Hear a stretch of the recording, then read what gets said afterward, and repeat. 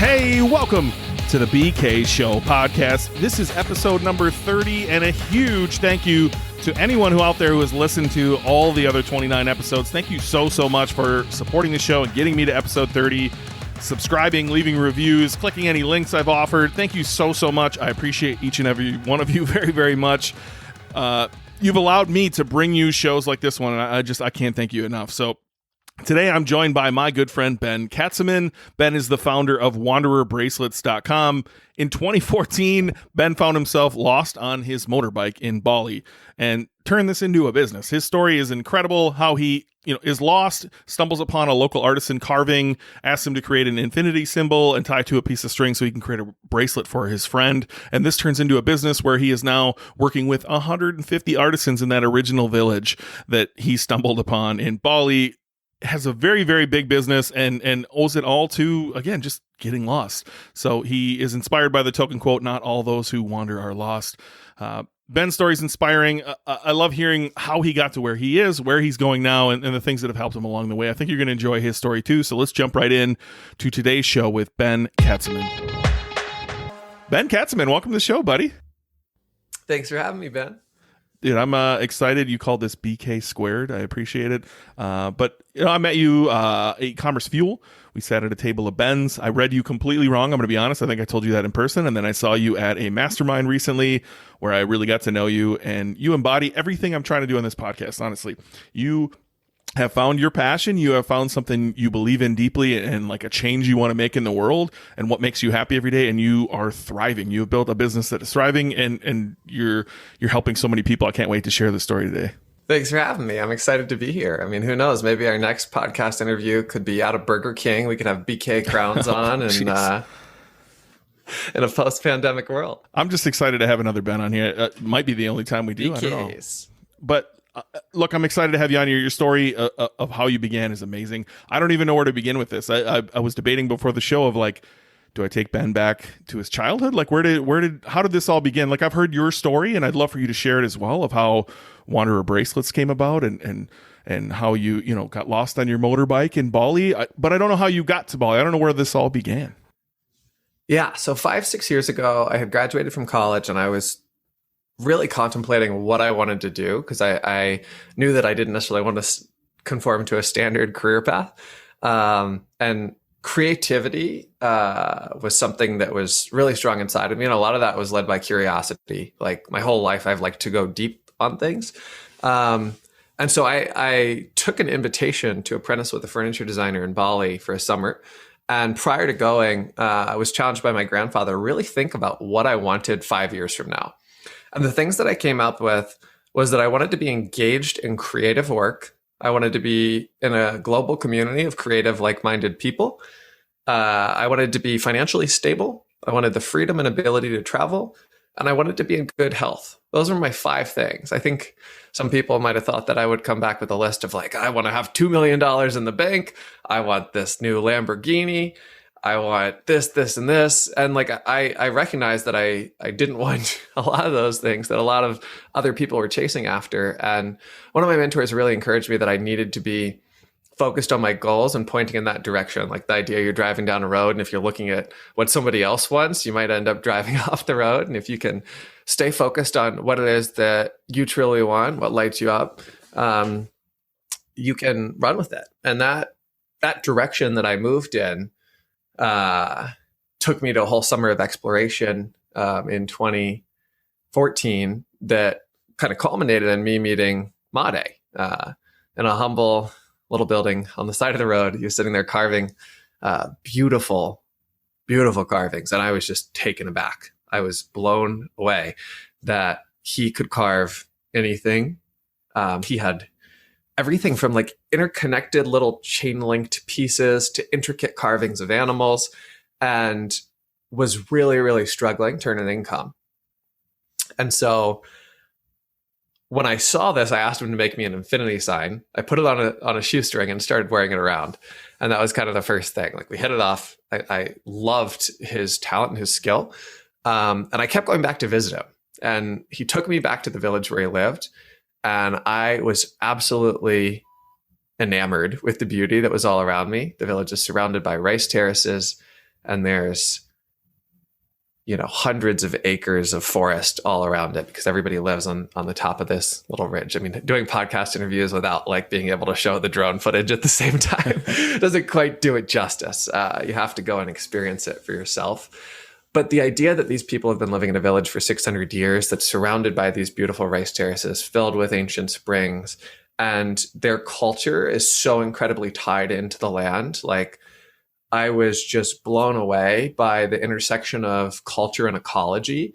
And also blown away that they were able to sit in open air structures called ballets, like little huts behind their family houses with chickens and ducks running around with their family, kids in a very open flowing setting, and could hand carve these pieces from discarded bone, horn, wood, and coconut materials that they've been using for generations in the village. And it blew me away that there were so many incredibly talented people who could achieve a feat that I couldn't imagine, like carving two hearts that are interconnected out of a single piece of discarded water buffalo bone using traditions that they had been passed down for generations. Like, I was blown away by that. And I knew that I needed to share it with the world. That's how my business started. I didn't sit down and say, I want to get into e-commerce. Let me find a product to source. It very much was like, how can I reverse engineer a solution? So I could see there's a need in this village for people to have designs that they can make that will be able to be sold in a Western market. And that I needed to kind of put my head down and spend a couple weeks, a couple months developing something that I could do to help package their incredible art and their incredible craft and share it with the world. And so I needed to very quickly get a minimum basis knowledge of video editing, photo editing, photography, camera equipment, graphic design, e-commerce, basic UX design. So I went wide.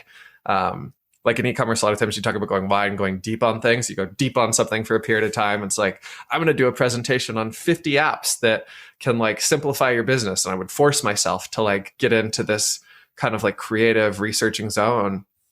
And I was enamored with the idea in 2014 that the complexity that it took to take a product to market in 2010 had been overturned. So like in 2010, you had to do a very expensive e-com build to be able to get stuff out. Like, I mean, you could get it out, but it just, all of these software as a service tools kind of were coming to the culmination of the ability to plug and play with all of them together in 2014 when I was getting started. So like, I'm incredibly blessed and incredibly grateful that I kind of landed at the right time into a place where I was able to drop into a newly opened co-working space in Bali and be in a room full of people who were super charged up and passionate about whatever work they were doing. And it was a place that had very low social currency at the time, because this was like the first co-working space that opened. And if you wanted to get a Skype call, you had to be in that room in 2014. And I was able to connect with so many entrepreneurs who were in all different spaces. And that summer really was kind of a life-changing experience for me. And that prompted doing a Kickstarter campaign. I had found these people that I wanted to help, and I wanted to create products for them. So I went to work. I went to work weaving. I went to work sitting there watching the carving techniques and coming up with new ideas and bringing designs and getting samples made. And that was my life for the first 2 years. It was pretty much, I was either doing creative photo or video projects. I was going up to the village and sitting in the ballets and drinking coffee and eating fruit with the workers and working on designs and going on walks through the jungle, talking about ideas. It was so incredible. And I was first exposed to the like idea of purpose mapping, like when I was in college. And I love the model. Some people call it the Ikigai model. It's a Japanese word that means reason for being. But like the idea of the intersection of your passion, your mission, your profession, and your vocation. So I went deep on trying to figure out, like, what is it I love? What is it I'm good at? What can I be paid for? And what does the world need?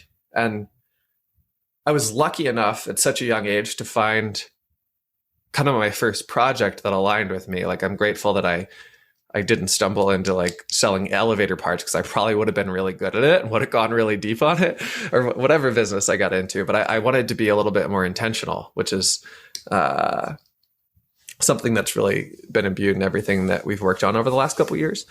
What is your timeline there? I got to interrupt. So how long were you first off, how do you find an internship in Bali on furniture design? Like that sounds interesting in itself, but like how long were you there before you just happened to get lost in your motorbike? I was there like 3 or 4 months, and I had the incredible opportunity to apprentice with a furniture designer named Walker Zabriskie, who has a small private resort in Bali called Stonehouse, that he was like the designer on. And it is a beautiful space. And I was lucky enough to be able to learn from him and live in some of his spaces as he was finishing them. And for me, living in a space where everything is made by hand, made using reclaimed wood, and you have like this assortment of pieces that are specifically designed for the space that are new and pieces that are antiques, and just being immersed in a space where I was able to experience the designs and the handmade elements firsthand in my life, and then being able to jump on my motorbike and go cruising through the rice terraces and exploring small villages like in the hills. I was just blown away with artisanal handicraft skills that existed. And there's so many people who have been able to go into areas that have beautiful handicraft traditions and find handicraft traditions that are underappreciated and undervalued, and spend time really digging in with the local artisans to find something that could potentially have a market, and how to draw out the most interesting features and interesting storytelling elements from the culture without just coming in and copy pasting what they're already make. Like that's a big differentiator for me. Like I believe in the idea of design trade partnership. So nothing makes me happier than designing a product that's incredibly meaningful to the end user, whether it be in the States or internationally, that also is able to be made completely by hand without a Chinese factory.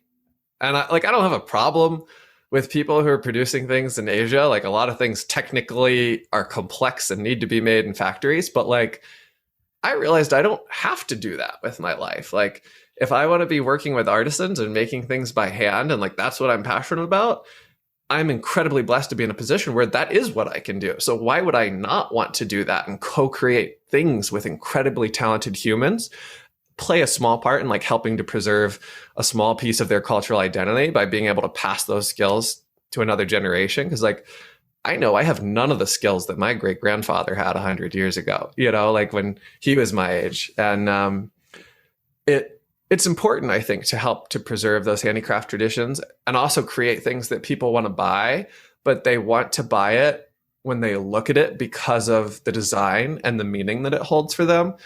And they're not buying it out of like the guilt of needing to help someone. They're buying it because they want the product. Like that is my big kicker. Because sometimes with fair trade, you get people who are selling you this whole story about what the product does. And there's nothing wrong with that, but it's like, why not just make things that you can look at and want, that you don't have to sell the story. The story is a supporting part of what you do. And so it took a long time to get, the product to the point that it was really marketable and something that I could really share with people. So that Kickstarter was very much a proof of concept. It's like, can I make 500 of these at an operational level in working with this group of artisans?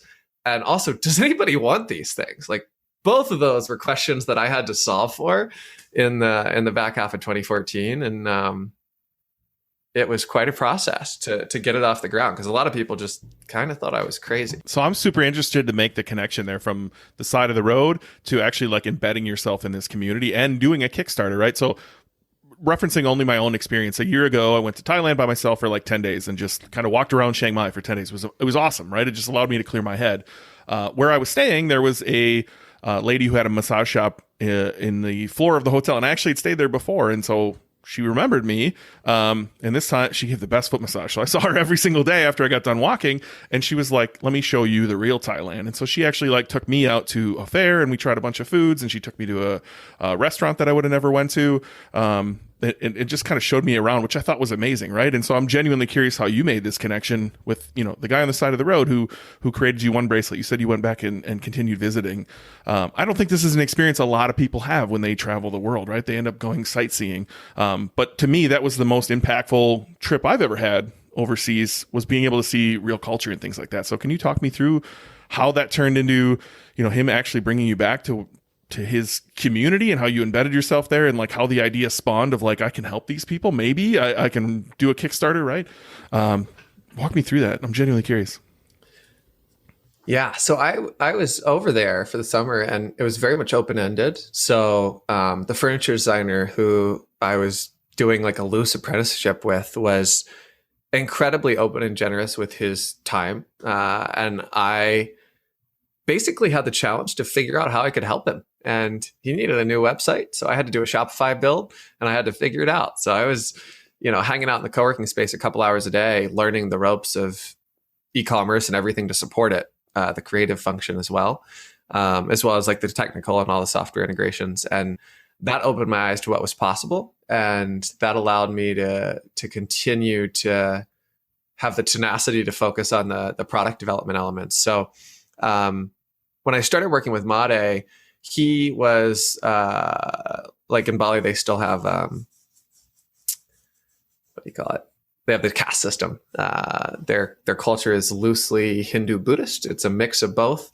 As it developed independently for like 600 years, as these different cultural influxes came in. So much of being there is immersing yourself in their culture and like going to the ceremonies and visiting the temples. And in Bali, they have no word in their original religion. Sorry, in Bali, they have no word in their original language for art, because everyone is an artist.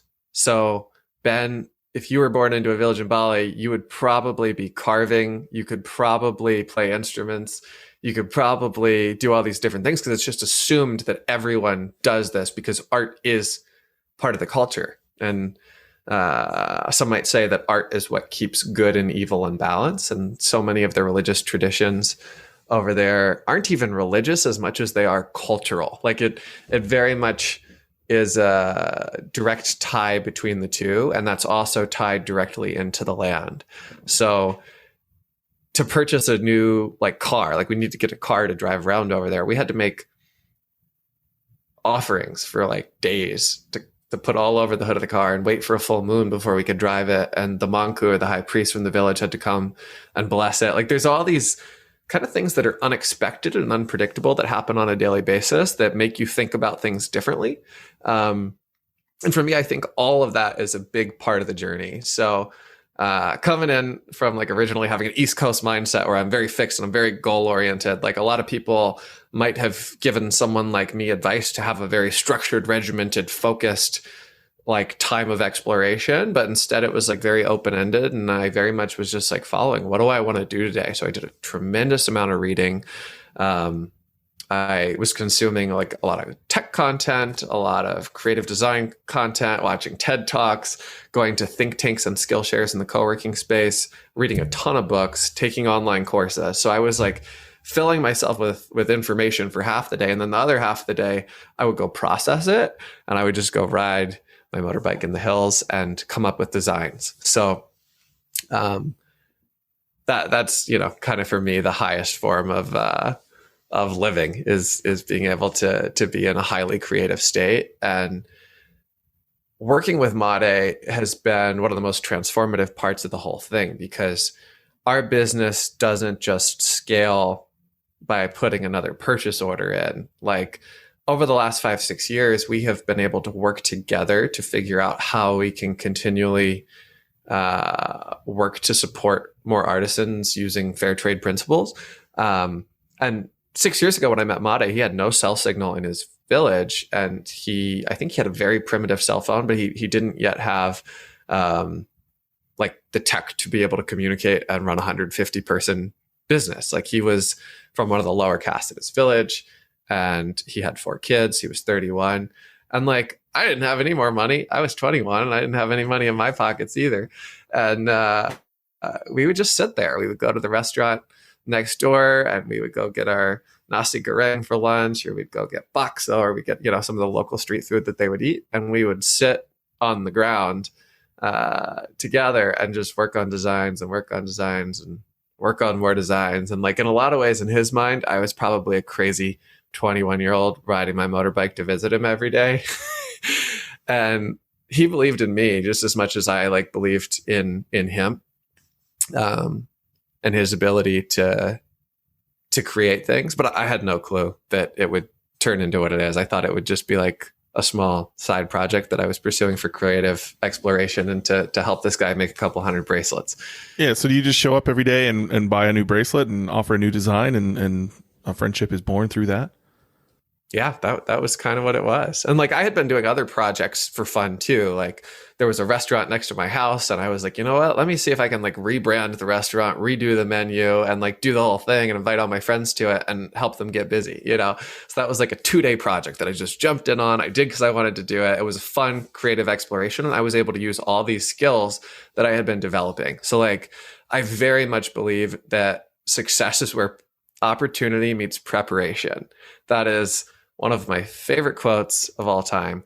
The idea that like I can focus on one thing, go deep on something, learn it. And that's a skill that can't be taken away from me. That was something my mom always pushed growing up, is like education or something to invest into. And like, believe that. I'm just not totally convinced that the most valuable elements of my education necessarily came from a conventional classroom. Most of it has come from a wide array of experiences.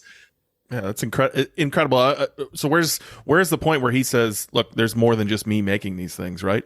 And you go back to his village and see that this is something, baked into the culture, that this is something everybody does. How does that turn into a Kickstarter, man? I'm genuinely curious.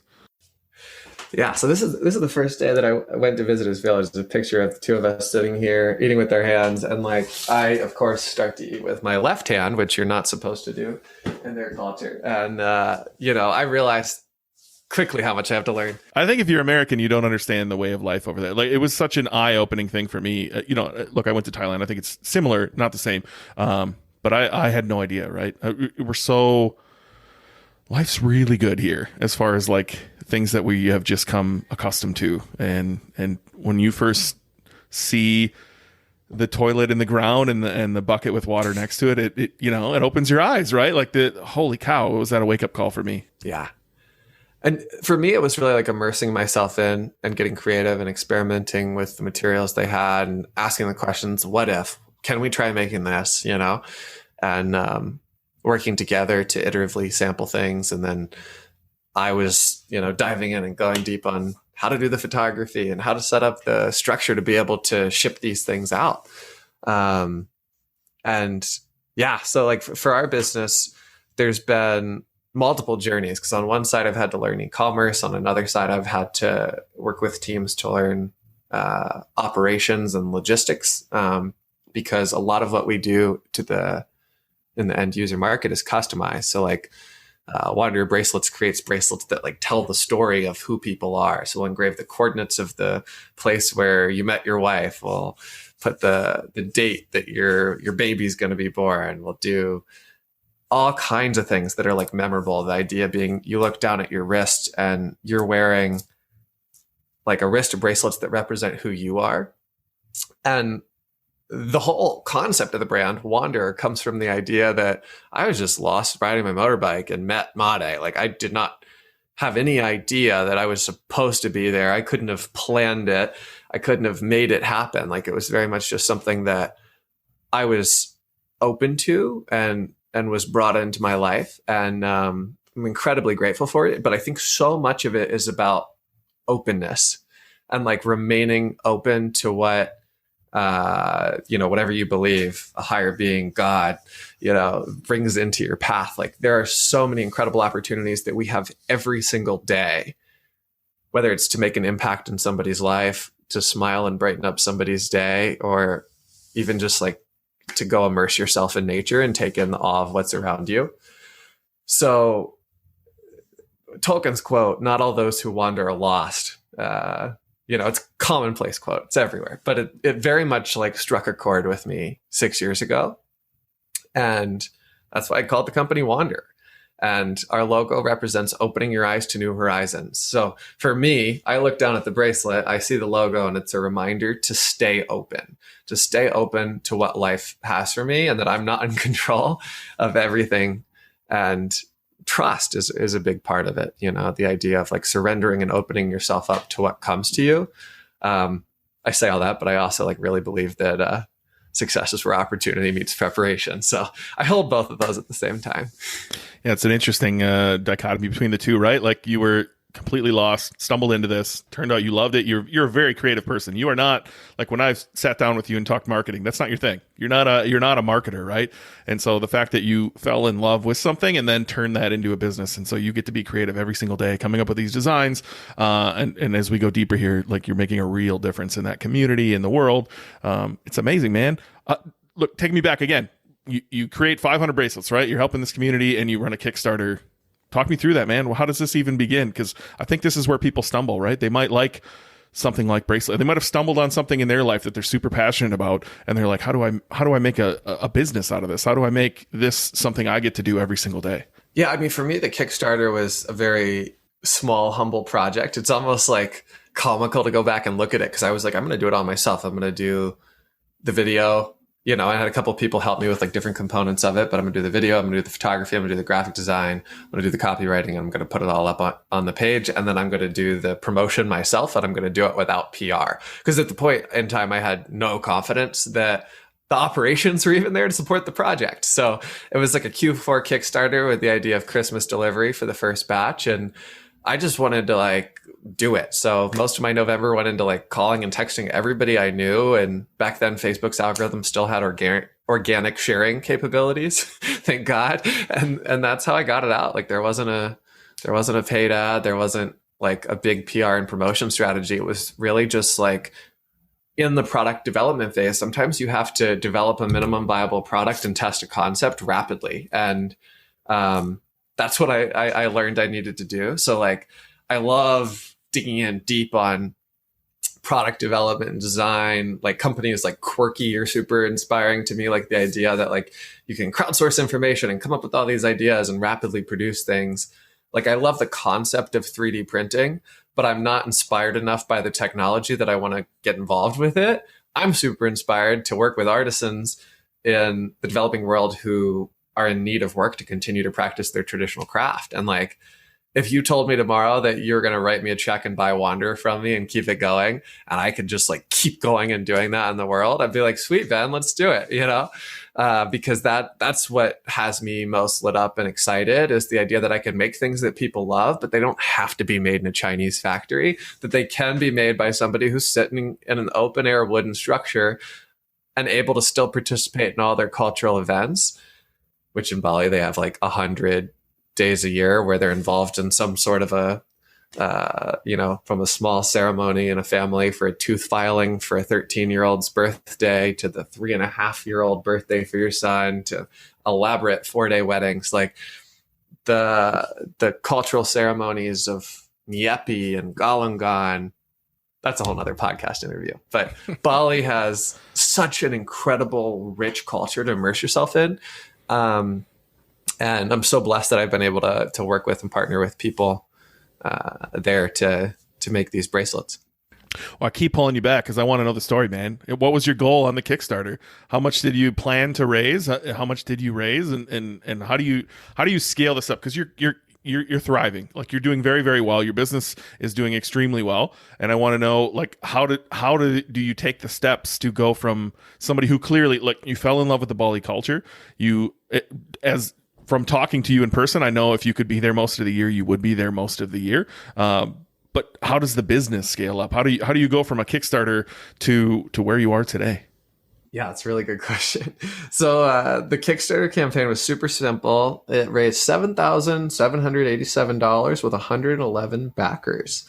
And it's got, just simple photos of like me in the race terraces, me sitting in the open air workshop with Made, some of our first designs. And yeah, I mean, I put it out there to my network, and then the Kickstarter happened, and the next year comes, and it's 2015, and it's like I've had a successful Kickstarter, but it hasn't been successful enough that this is really a business that is going to generate an income. And I realized I needed to go back to Bali and spend an entire summer immersing myself in the village and spending as much time working with Made as possible to iterate and develop enough designs.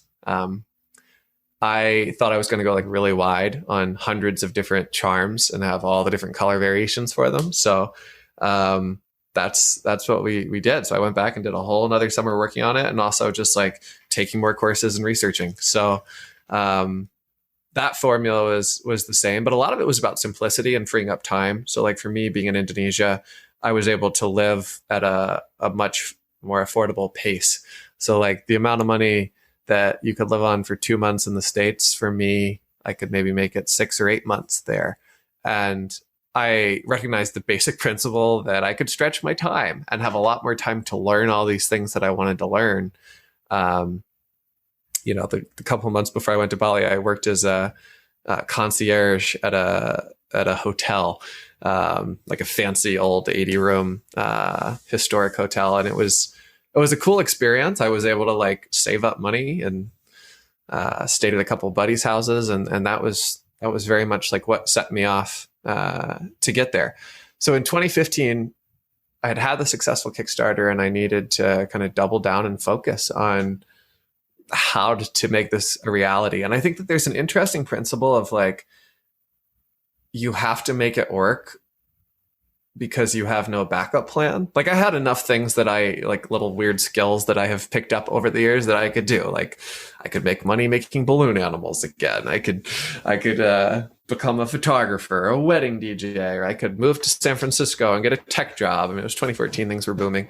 And I realized that wasn't what I wanted. And I was just going to, run this trail down kind of as far as it went and see if I could get it to take off at a basic level, just to support, the need that I saw for artisan work in the village and what I thought were really, really good ideas. So one of the ideas that I thought was really, really good in those years was the idea of coordinates bracelets, which is one of my favorite products that we do. And, I worked with developers, and we figured out how to make maps where you could like type in any location and adjust the map and touch a map point and find that coordinates of that place where, you fell in love or whatever it was. And that concept for me, like going deep on that and figuring out how I could share that with the world. Like we had to go buy laser engravers and all this stuff in the fulfillment process to be able to do the customization.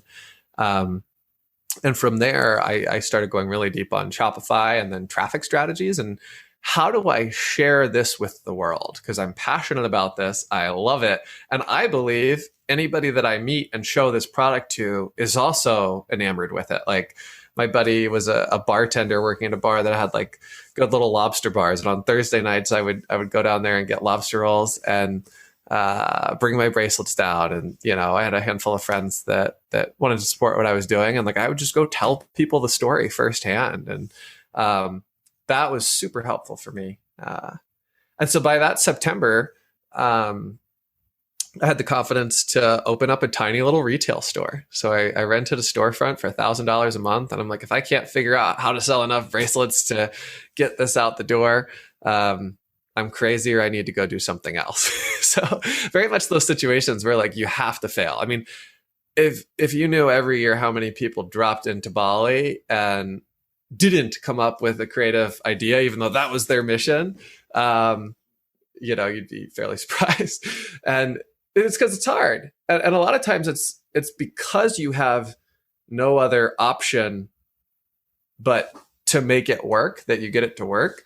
By focusing and obsessing and going deep on one thing, that you can get a lot done. And I realized in order to do that, I had to say no to a lot of other things. So there were people there at the time who, were fresh and new to the whole digital nomad scene that were living in 50 countries over the next 5 years. And like, I had to say no to a lot of things, I intentionally like didn't go backpacking around Southeast Asia as much as that's what I wanted to do. I was more passionate about working with these people to create something beautiful. And I was so in love with the magical place that they have gotten call home and their families have called home for 600-700 years, that I wanted to be able to be there more, and to be able to share their story and their craft with the world. And but that had to come with headaches, right? Like building a team here is tough, right? Getting the right people in the right seats is hard, and you're trying to build a machine in Bali, and then somehow get that. I would assume get those to the United States to ship, right? Like you had a lot of things to solve, right? So going from Kickstarter to Shopify, I would imagine you had a heck of a story to share out there, which probably made this a little easier to get moving because you had such an amazing story. But how did you solve all the logistical like craziness there? I mean, building the team, making sure you have enough product, and then also, you know, getting it over here and selling the product. Like there had to be a whole bunch of things that you had to learn along the way. Yeah. I mean, there's three parts of my business that are more complicated than normal. We have non-standard fulfillment with customization. We have non-standard production that is made entirely by artisans, and most of the materials that we use are like recycled natural materials or things that we're sourcing locally. So there's a lot of work that goes into all of the production. And then to make a single bracelet, there's 22 steps in the process that are each done by a different person. So to make each bracelet, there's 22 steps that are each done by a different person. And it functions more like a beehive than it does a standard production and operations factory management workflow. For people in America, it's more like a potluck dinner than a restaurant kitchen.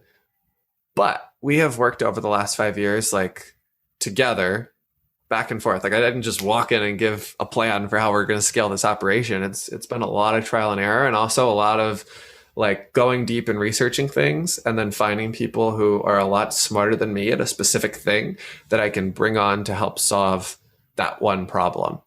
So a lot of the credit goes to working with people who are smarter than me, working with Mare, who's also smarter than me. Like he is a PhD level of intellect, but he isn't in an academic setting. Like he is doing everything to facilitate the production of thousands of units of product that are all made in the village that he lives in and surrounding villages. So he is the one who runs like the fair trade social enterprise on the ground in Indonesia and works with the people in his village, and is really passionate about helping create opportunities for people like himself that maybe didn't have those same opportunities growing up, or even opportunities to practice their traditional craft and stay in the village and not have to go take a job doing hard labor, or having to take a job going and driving an hour away to work in a resort in the hospitality industry. When you are able to see how beautiful the life of an artisan in a small village where they're immersed in their culture, well, like when you're able to experience that firsthand, it makes you question a lot of things about like technological development and what we consider progress.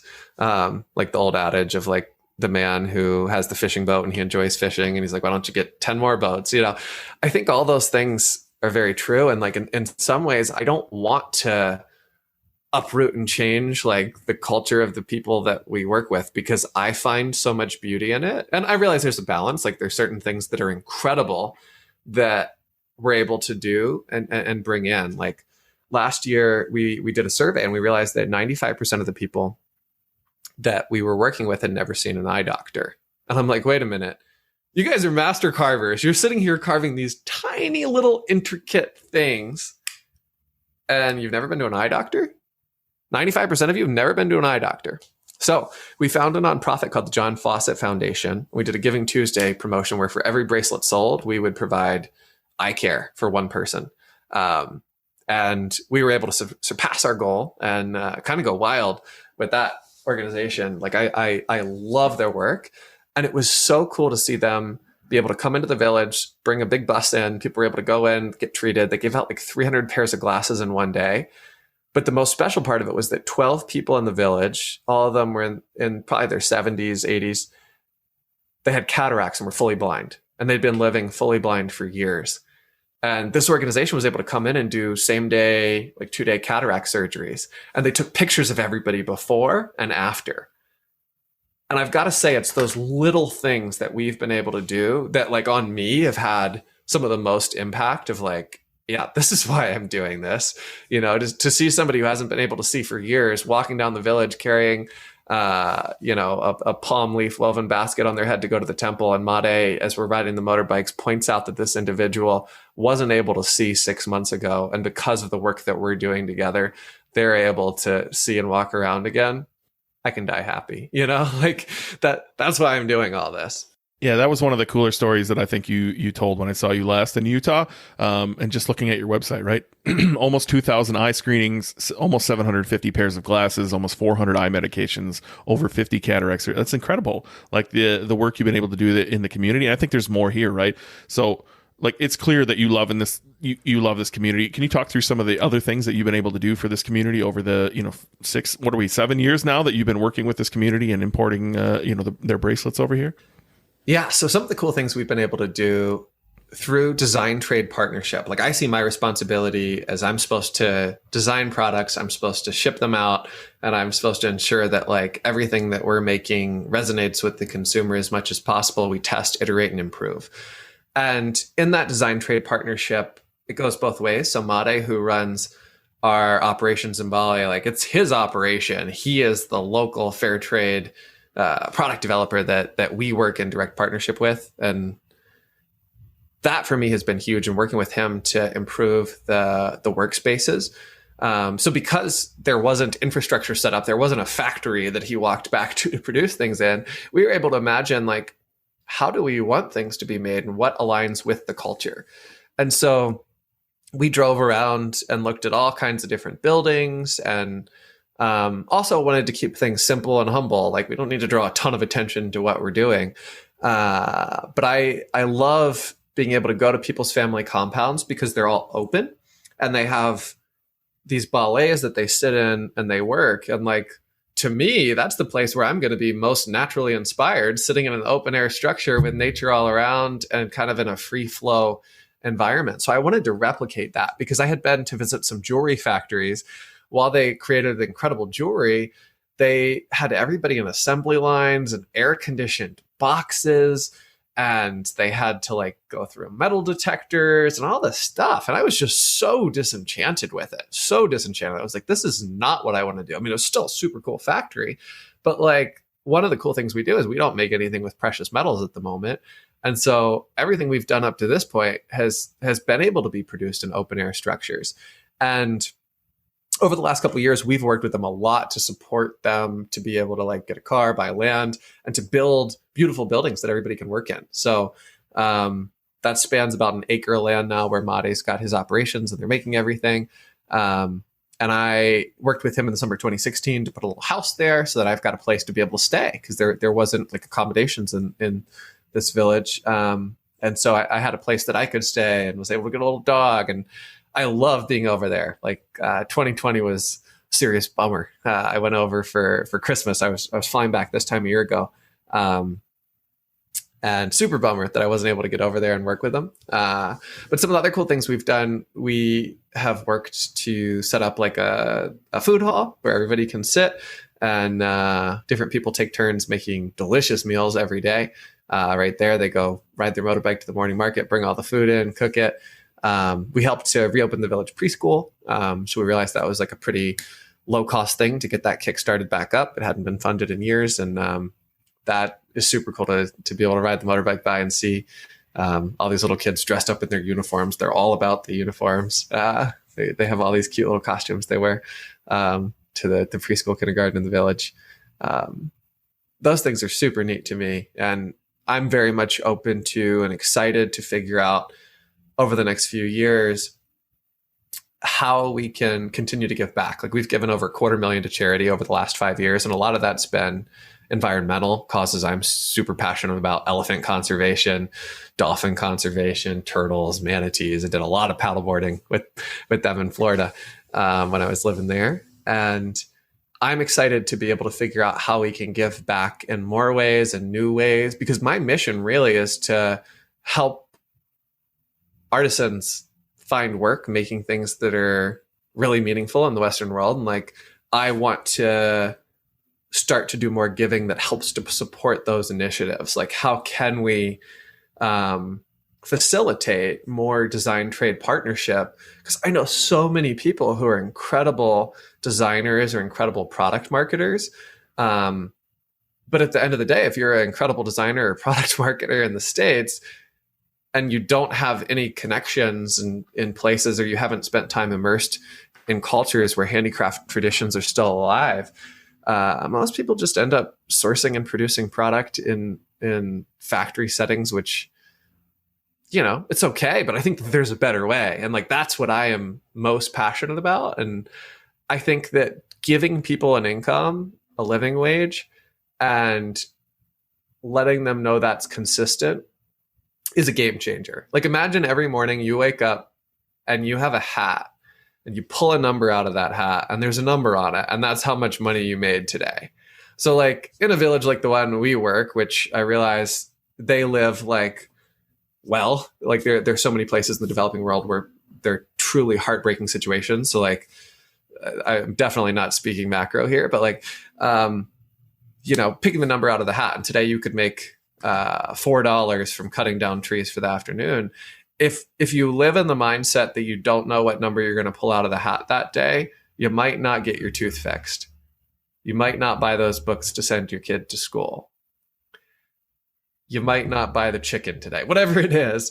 But like, there's all these studies out there. This isn't my research, that show that people who are able to go from an inconsistent, unpredictable income stream to a predictable, consistent living wage are naturally on their own able to improve their quality of life in a way that's better than most charitable impacts could. And there's certainly a lot of places in the world that don't have the baseline resources that the village that we work with do. Like, I am taking all this, like, they're living in a peaceful place. They have, access to water, all these different things. But yeah, that for me is what gets me most excited. You bring up a funny point. Number one, like, there must be a ton of weight on your shoulders as well, right? Like, you're providing a lot of opportunity for this community, but a lot of it rides on your shoulders to maintain the machine that is building this, right? At the same time, you make a good point of like, you're doing things your way. You have worked with real artisans in Bali to make this happen, and I would imagine, just based on what your product is, that a lot of people come in and just see dollar signs and say, I can go get this made for 13 cents in Guangdong and get it shipped over here and compete with Wanderer Bracelets. I would assume it happens often. That would be my guess. Yeah. And you can't sit there and stare at everybody else. Like, there's certainly people selling products out there saying that they're handmade by artisans and they're sourcing stuff from factories. And that deeply bothers me. And there's only so much I can do, and I think what my responsibility here to do is to tell the story of what we're doing and to share that with the world. Because when you're sitting there in an open air structure watching somebody carve two interconnected hearts by hand for an hour and a half, it very much changes your perspective. So where do you go now? So like, you're doing well. Like, you have a big operation. You sent me a video of your operation, which I thought was really cool. I think you should definitely put that out there. Like, that definitely helps your story. Some of the cool stuff you're doing in your building. But like, where do you go? Where is the end game? Like, you've helped this village. You've done a lot of amazing things. You want to do even more things. But you said earlier in this call, hey, Ben, if you want to just come by my business and let me just continue doing my thing, that would be killer. You said that to me in person in Utah, actually. You were like, if I could just be over there dreaming up ideas and living in Bali, I would be the happiest guy. And I said, why don't you do it? So like, where do you go? I mean, for me, I think it really goes back to that purpose model of like, I'm good enough at marketing. I can get paid for selling products. I want to help artisan jobs in the developing world using like fair trade production methods. I want to create meaningful gifts for people. And I love handmade things. I love seeing things that are made by hand. So because of those four things, I'm able to see that my profession is that of a digital marketer who sells things, but my passion is marketing handmade things. My mission is creating handmade things that can be made by artisans that are incredibly meaningful to the people that wear them every day or have it hanging on their wall. And And my vocation is like that intersection between selling products and selling things that are really, really meaningful to people. So my purpose is at the center of that. And the cool thing is when you can get tapped into your purpose, there's a high degree of flexibility in your life. You can start to practice the idea of non-attachment, which is hard. Like you get attached to people and you get attached to places. And those are all like a really deep part of my story and part of the story that I'm sharing with the world right now and that I love. But I'm also open that in the future, I might be exploring this passion in different means. And I hope that I can help bring awareness to my passions to others and help light up some part of that in them. But you've done this once. Do you ever have the urge to like try to do this on a bigger scale of like remove yourself from specifically this Wanderer Bracelets and go find more communities where you can make a big impact? And you're going to have to find more Bens, right, to insert into those places. And I don't know if you'll ever find another Ben in the world. You're unique. We're all unique, right? And so I'm just curious where you think you might go with this.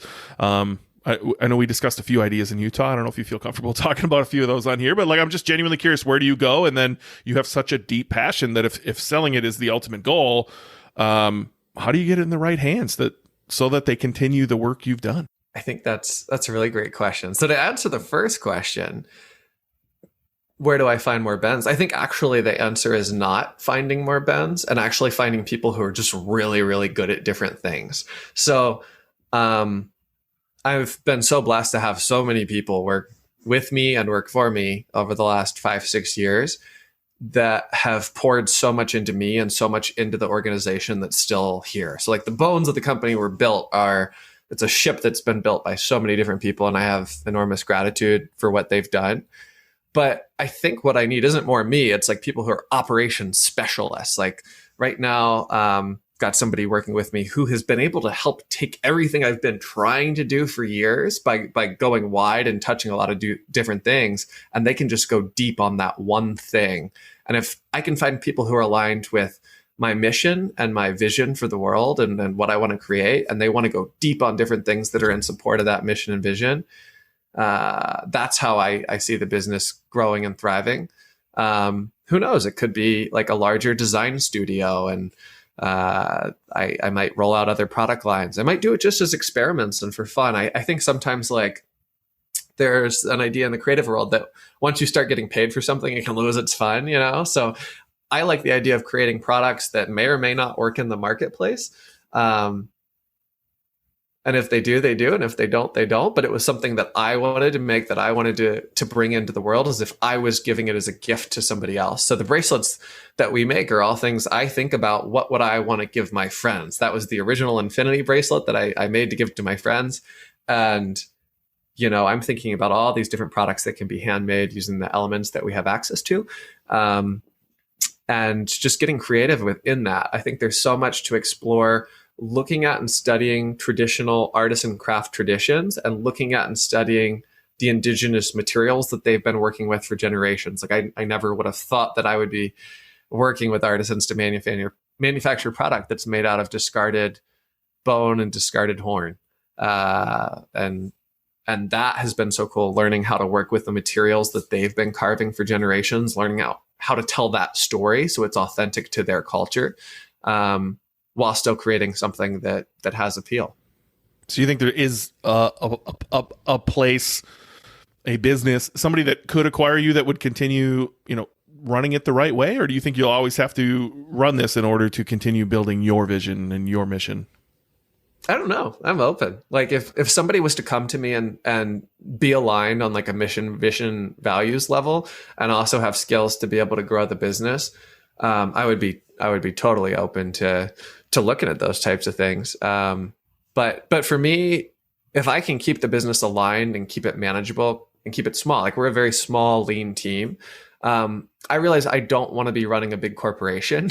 I don't want to have 4 levels of management under me. Like I want to be running something lean, flat, simple that also has the potential to scale.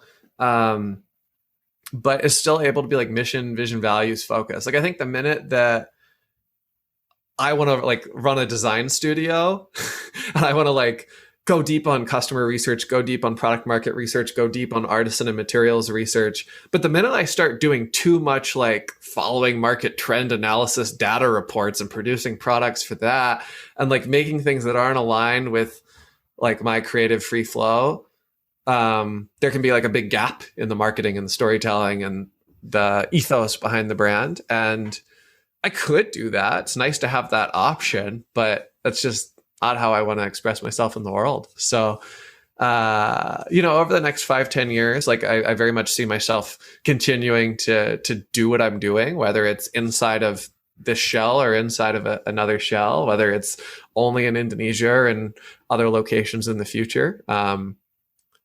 Sometimes when you step back and you pull that curtain back and you open the window and you say, okay, if I couldn't fail, what would I do? It's like, imagine you wake up tomorrow morning, Ben, and you have enough money in the bank that you don't have to ever do it again. What do you do then? Like for me, it's going to be creative product development, to work with artisans and make handmade things. Yeah, I asked my clients the same exact question. I phrase it a little different. I'm just like, you won the lottery. You have all the money in the world. You bought everything you want to buy. You bought the Lambo, the house. You bought your mom a house. You traveled the entire world. You saw everything you wanted to see. Literally, you've done everything you want to do. And now you're sitting at home and you have no reason to do anything at all. What do you do with your time? And I think that's where people really can dig in and say, well, if I'd like to do this all day, right? I sat with my friend Ben, who was like, I would love to wake up and go for a run and then go climb. And that would make him happy. I was like, why don't you do that? Like, why don't you go for a run? And why don't you go climb? And why don't you film yourself and talk about the ups and downs of climbing and how that affected you mentally? And then there's so many ways to monetize whatever you're doing. So how do you find that so young? Would you give that to your grandpa as far as like how you found what that is for you at such a young age? Like you're a young guy, and you've figured out a lot of things that I think take a lot of time in life to figure out. And so where do you attribute that? It's a great question. Like I am incredibly blessed that I was raised in a stable environment in which I was provided a lot of opportunity to express myself, to create. But even from a young age, my dad was very much into handicrafts and making things by hand. So as his assistant for much of my life, I was able to pick up hard skills, but most importantly, just develop a fascination for how things are made. A lot of it was like refinishing family furniture, taking 10 layers of paint off something, sanding it down, refinishing it, and then like living with that piece of furniture. And that for me kind of, I think, lit up the handmade artistry stuff. But when I was in middle school and high school, especially, like I had a lot of different mentors that poured into me and helped me grow and develop. And, it didn't all start one day riding a motorbike down the road in Bali. And like as an adult, I very much realized like you can't work all the time. Like we all realize that when we start an e-commerce business. Like the first couple of years, like I was going too fast and too hard. And like my mentality now is that I really just want to slow down. I want to simplify, and simplify within reason, because simplification for me is also like making things more complicated at the same time, and then like getting the systems really organized. But I'm going to be experimenting more now that I've moved out west and been spending a lot more time out here. Going to spend a lot more time just experimenting like with living in a vehicle and working on the road and getting like the ideal setup to be able to do that. Because I very much find the most creative inspiration when I am able to be exposed to new environments. And if I can simplify everything down, like when I went to Bali for that first 6 months, it was a backpack and me. Life's become a little bit more complex over the last 6 years since I started it. Make a bracelet, they said. It'll be easy, they said. It's been a process. But yeah, I this year I'm going to be spending a lot of time just immersing myself in nature. Whether that's driving around the States, going down to Mexico and surfing, or going over to Bali, hopefully once things open back up. Yeah, that was my next question for you. I know you'd rather be there, right? And certainly in 2020, I was hoping to travel more than I did. I think one of the last things I did was go to e-commerce Fuel in February. And I haven't really been able to do anything all year. When do you, it's obviously just a guess, but when do you suppose you might be able to go back? I'm keeping my calendar totally open. And I'll start penciling things in as the year goes. Yeah, Q1 for me, I'm going to be crafting the space to have a lot of solitude. I'm coming off Q4, so my head's a little bit scrambled. And for us, Christmas and Valentine's are really, really big times for the business. But seeing myself as a creative designer and getting into the operating mode of being able to do that on the road. I've been working a lot on just like simplifying my productivity and getting my devices in check so that I can like cut off the consumption and increase the creation. So one of my mantras for this year is to get creation and consumption in balance. I think many of us in 2020 had an imbalance and were consuming too much news or whatever it might be. And I think TikTok. that I just want to open myself up to that creative flow. Like I have to keep one foot in that world because I have to have these means of communicating with people. And a lot of times that takes a social media channel. But I find that if I'm consuming too much content, my creativity doesn't flow. And if I'm not getting enough time in solitude, my thoughts aren't as collected as I'd like them to be. So this year is going to be a big experiment of immersing myself in nature more, cutting off the consumption flow and hopefully turning on the flow of creative. So I'm excited hopefully to sit here with you a year from now and have a bunch of new things that I've come up with and maybe we'll be ready to put out into the world. It's hard though, right? Like those, I mean, The Social Dilemma showed us this. If you haven't watched it on Netflix, watch it.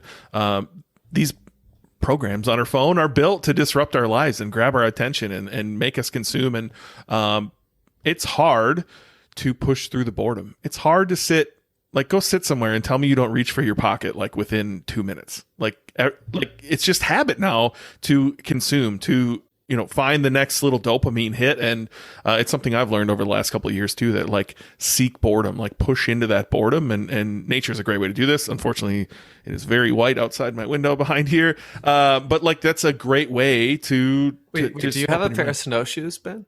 I don't. I absolutely hate winter. Every winter, the very first snowfall, I look right at who's ever in front of me the moment it's snowing, and I'm just like, why the fuck do I live here? Like, I cannot stand living. I don't know. Like, I don't know. We could have this debate. You're from Florida, right? I grew up on the eastern shore of Maryland, Delaware, the Delmarva Peninsula. Okay. So it was totally flat, and snow was kind of a random occurrence in the winters, but it was cold and humid. And so I grew up not liking winter. And I was like, I'm going somewhere warm. So I went to college in Florida. I moved to Bali. I spent a lot of time in Hawaii. And I enjoyed all those places and being in a tropical environment. It wasn't really until I came to Salt Lake City and experienced winter without the humidity that I realized how much I can love winter. Still not excited to shovel a driveway, but I realized that I absolutely love snowshoeing because nobody's out there on the trail and you're out and it's silent and it's white and the light's incredible. And like, I don't know. I have a totally different perspective on cold weather than I did a couple of years ago. I think I might in Salt Lake City. I had no idea until I went there last December how unbelievably gorgeous Salt Lake City is. I think the only thing I ever heard was Mormon this, Mormon that, right? Like that was my only experience of hearing about the city. And then I got there specifically at Elliot's mastermind. We were, on the south end of town, up on the edge of the mountains, like overlooking the whole city. It was just unbelievable. So my mind might change there for here. I mean, it's just flat. There's some hills and snow. It's cold. I think it gets a little colder here than it gets where you're getting. But I've weighed, the option of going Florida, or I don't think I could do California. The taxes are just too much there, but man, does San Diego sound nice year round. Or Florida sounds okay. I don't know if I can handle the summers. And then like you're weighing like, do I want 6 months of winter or do I want, hurricanes and all kinds of bugs and alligators? And like, there's a lot to weigh here, in my opinion. Snakes, we don't have anything up here ever. Like the occasional tornado every like decade that may pass nearby. Like other than that, there's nothing here besides winter. So it's tough, man. Yeah, I'll have to come on out to Salt Lake City. We can do some snowshoeing. Well, Elliot told me you guys, get out, walk on trails, and like that's how he got to know you. I think he also met you at like the other thing I have a note here is masterminds. Like I think he met you at Baby Bathwater too. Like how important have masterminds been to your development as an entrepreneur and just as a human being? I mean, for me, it's really just about putting myself out there to connect with other humans that are either aligned and doing the same thing or interested in the same thing. It's all part of fostering that like global community of like-minded people. So there's different buckets. Like I have friends that I've met through masterminds who make hammocks in Thailand, yellow leaf hammocks, Joe and Rachel. So I have one of their hammocks here behind my desk, and I sit in that for a lot of my meetings. I have friends that make sweaters out of alpaca fur, a really cool company called Paca, a guy named Cody runs. Like, there's so many people out there who are tuned in and turned on to making incredible things. That have been an incredible network for me to tap into, but also people who are service providers and able to support me in different ways. Like, without being able to tap into the networks that have been provided through different entrepreneurial groups, I would definitely not be who I am today. Yeah, I mean, baby bathwater is interesting. It seems to come up a lot lately, which feels like the universe is smacking me upside the head. Elliot mentioned it. My business partner, Leanna Patch, is part of it. You're part of it. And like, just going through, if you go to babybathwater.com/members, there's some really cool names in here. And so, have you been part of other masterminds? I know I saw you at one in Utah, but have you been part of any others? Yeah, I've been to the Blue Ribbon Mastermind that Ezra Firestone runs, and he's really about like serving the world and creating products that benefit people and have causes and mission behind them. And there's a really cool aligned group of people in that group. But for me, the most fascinating part of it, I mean, there's all kinds of events you can go to, from the Summit series in LA with 3,000 people and every A-list speaker, to like little events where it's just 12 guys on a whitewater rafting trip and it's super simple.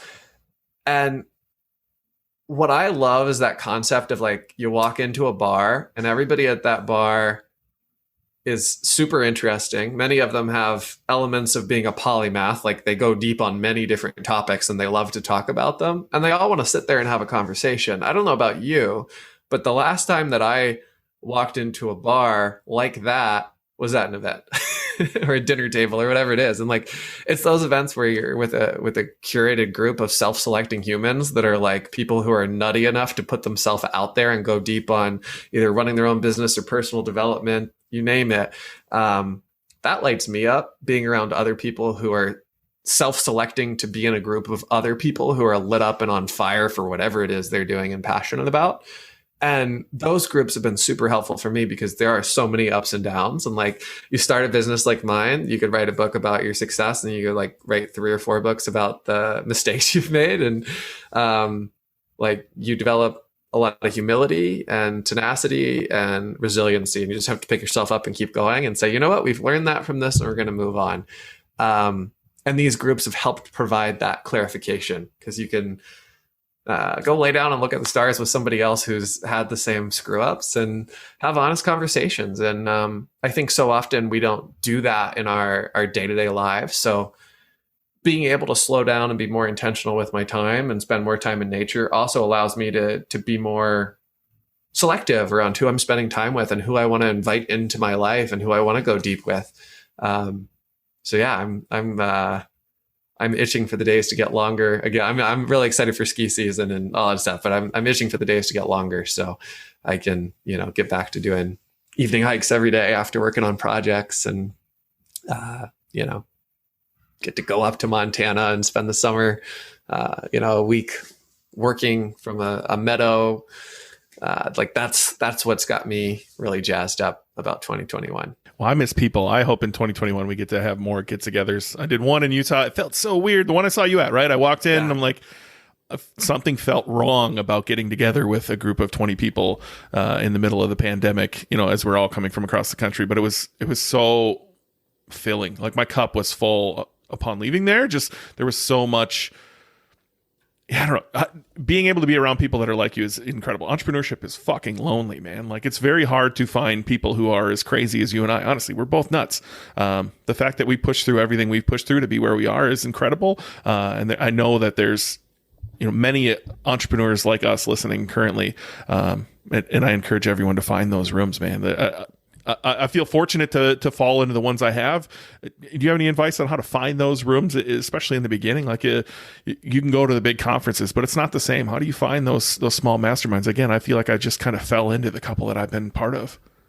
Same for me. I mean, I was just so lucky to fall into that co-working space in 2014 that was there at kind of the edge. So Tim Ferriss wrote the 4-Hour Workbook in 2000, 4-Hour Work Week in 2009. I can see it. I can literally see it behind you. That's hilarious, man. It's the one with the orange top and the white middle, right? One of those books. But yeah, I mean, freshman year, college professor had us read that as like our introduction to business course. And like, little did I know like the cultural significance of that book in the greater market.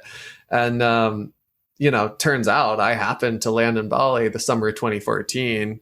I think not even a year after the first co-working space on the island had opened. And it legitimately was a watering hole. And like, I was able to drop in and, sit next to a elephant and a lion and an impala or whatever's there on the Sahara, drinking from the same pool of Wi-Fi in this little bamboo building that was started by a couple of really creative Canadian guys. And like that, for me, plugging into that network was the greatest gift to like my future productivity and network, was spending so many hours in there, because that allowed me to like realize how I could develop a network of people in every country and find people who were super aligned with the things that I was trying to learn about and interested in, and were open books and happy to share. And that's been great. Like to have people that I can call. Like yesterday, I had a call and I'm like, hey, I just need to get on with somebody who's 10 or 15 years ahead of me and talk through what things I should be thinking about right now. Can you jump on with me for an hour? And like, it's amazing how many people are actually open to do that. And so, yeah, I think like going deep in reading and going deep on the relationships that you have with people. So another one of my mantras this year, in addition to the creation over consumption, is that I want to slow down, and that I want to go deep. So like the idea of quality over quantity, both in terms of the number of people in your network, the events you're going to, the amount of time you're spending in nature, the amount of time with your significant other, the amount of time with your family. Like I really want to go deep on quality over quantity in an attempt to also free up more quantity of time to focus on the creative projects that I want to bring into the world. Yeah, I think it starts inversely, right? Like you kind of chuck a ton of things at the wall. You hang out with a bunch of people until you kind of start narrowing down what makes me happy, what doesn't make me happy, who are the people I enjoy having deep conversations with, who's not willing to go there. And you slowly start shifting that in the other direction to like going deeper with less things. And my advice is, as far as for starting, would definitely be like just start. I think, looking at my own journey, it was, going to some meetups in the Twin Cities area, going to some conferences where I happened to meet, George Bryant from a previous episode. George convinced me to join his mastermind, which introduced me to Elliot, who singled me out of the room, which, I ended up joining Elliot's mastermind. I think it's just, you got to put yourself in those rooms, and then don't be afraid to pay to play. I would assume all the ones that you're a part of that go deep enough for you that you're paying for, I would assume. Yeah, totally. And that helps with the self-selection, like the type of people are at a certain restaurant are self-selecting to go to that restaurant, and that's who you want to be around. Same thing with some of these events. And like, as a business gets bigger, obviously you have bigger problems to solve. So you can end up spending more money to help put yourself in a room of people who can help you solve those big problems. And that's a lot of times how you get the most leverage running a small business. But I think sometimes people push too hard. And like, I probably started drinking out of the straw of personal development a little too strong too early, and like went in on too many things. And at the end of the day, you can only read so much, you can only implement so much, you can only do so much. And like, if you're over consuming, there's probably a blockage on the creative side. And I'm still working on balancing all that out. One of my favorite books and a great workshop for anybody listening is the polarity management theory. So basically you take an infinity sign, you put it on a sheet of paper, and you could have like solo time and time with others. This is just very basic example. And there's this whole idea that if you go too far over on the polarity of one or the other, you get to a point that's not healthy for you. And we're all different. Like we all know we need different things. But like for me, time alone and time with others, if I don't have that in balance and I have too much time with others, I start to get really drained. And then if I have too much time alone, it's like you start talking to the mailman. It's something in between. My dad was a mailman, so but like you just start talking to everybody about random things and you're not like totally tuned in. So I think it very much is like having a balance between time traveling and time present in one space where you have a new routine in a new place, or it's all about balance. I think balance is even harder when you're an entrepreneur because we're addicts, right? We get stuck on one thing and we go deep on one thing because it's so fun, and it could be anything, right? I do think other people do that. It could be Call of Duty, it could be Facebook, it could be all kinds of things, right? But like as entrepreneurs, we tend to go even deeper on one thing. It's hard to find balance. It's such a long game of learning, man. I hope to someday figure it all out, but I would assume that's the end, right? When we have all of this solved. Yeah. I mean, I'm still trying to figure out what to go deep on this year. Like I have a lot of things that I really want to do.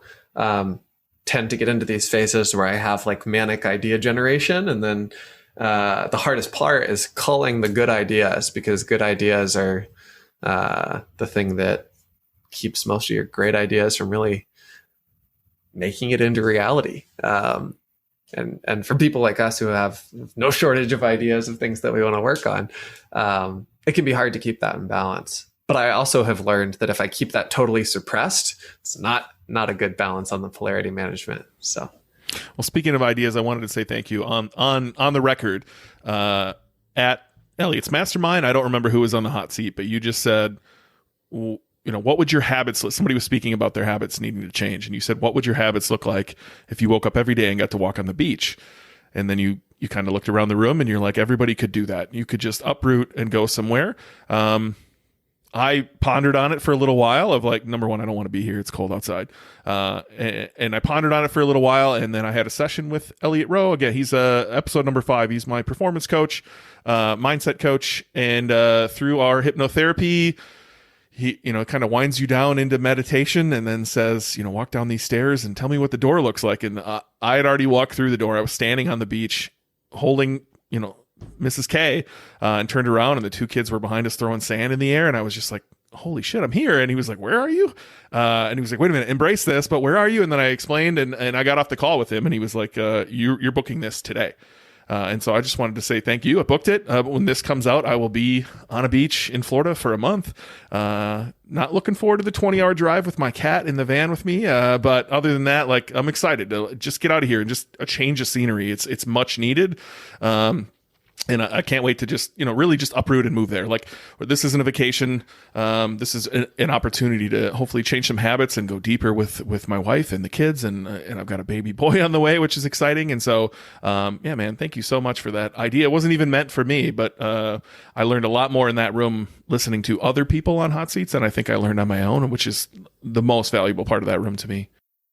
Yeah, I love the idea of the ability to change your location, whether it's like 5 miles down the road from where you are and doing something differently, whether it's camping or, having an environment in which there's controls, and like all the things that are your time wasters right now are gone. So like the placement of your TV is not there.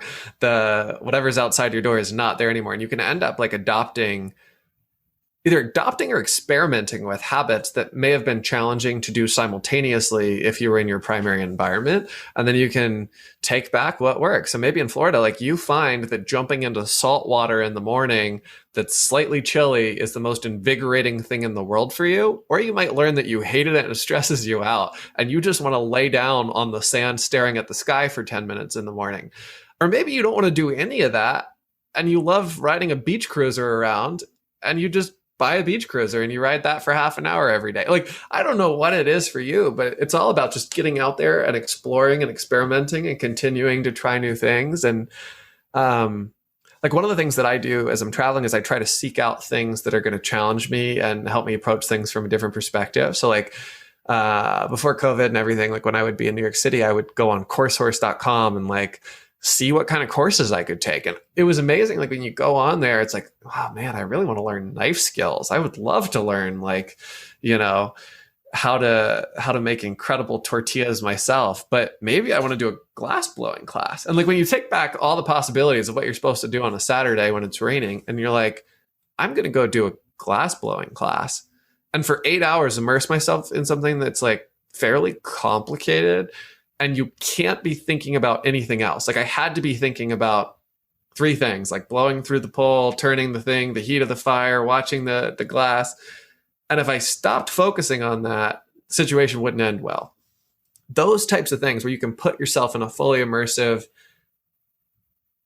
skill that you're learning and you're at the right stage in the learning curve, that is where you can find a flow state that can then carry over into your business and creative and personal life.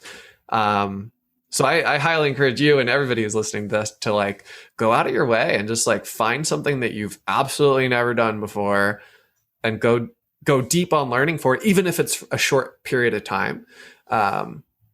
Because I don't need to be the world's best glass blower right now, but I have a much greater appreciation for every hand blown piece of glass that I hold. Yeah, I think even just changing anything this year would be great, right? So since March, the majority of the country's had a different lifestyle, right? And for me, I used to be woken up by Miss K as she's leaving with the kids, right? And I would have that space every day to just honestly just sit and drink coffee and let my mind wander. And now it's different. There's some screaming voices here. There's school going on, so I'm hearing a lot of counting to 100 and a lot of ABCs going on beneath me all day, and it's just different, right? I wake up, the exact same routine has happened since March, and I think just breaking that, just not walking into the same bathroom, not seeing the same TV at night with South Park on it or whatever it is, right? Like not having to, like Elliot has me, riding the Peloton or walking on the treadmill, like to actually be outside would be incredible right now. And walking on the beach or jumping in the water, as you said, anything to change what has gone on for 9 months straight, I think is going to be incredible. And honestly, I owe a big thanks to you, man. I still don't, try to remember who you gave that advice to. I couldn't even tell you. But man, that stuck with me. It was one of the big notes in my notebook. That's awesome. I'm excited for it. Well, look, man, if anybody wants to reach out and touch base with you or learn more about your company, what's the best way to get a hold of you? Yeah, you can check out wandererbracelets.com with all of our custom handmade jewelry. And then I've got my website, benkatzaman.com, which is just me. So that's kind of what I'm up to. The best way to get in touch would be to shoot me an email. I appreciate your story. I appreciate you coming on, Ben. And if there's anything I can ever do for you, the answer is yes, buddy. Awesome. Appreciate you, Ben. I appreciate Ben coming on the show. If you ever meet him at ECF or in a mastermind, take some time to talk to him. Ben is super deep. He has a lot of life experience, and he told some pretty amazing stories when I had the chance to sit down with him in Utah. And so thanks, Ben, for coming on. I appreciate it. I hope you guys were inspired. I hope you learned something from this episode, that you too can do whatever you love and make a business out of it and live every day happy. That's all anybody should ever want, is just be happy and do what they want to do every single day. And so I wish that for all of you. I hope you were inspired by today's show. And again, thanks for coming on, Ben Katzaman. Check out his business at wandererbracelets.com. I'll put it in the show notes as usual, and I will see all of you next Wednesday.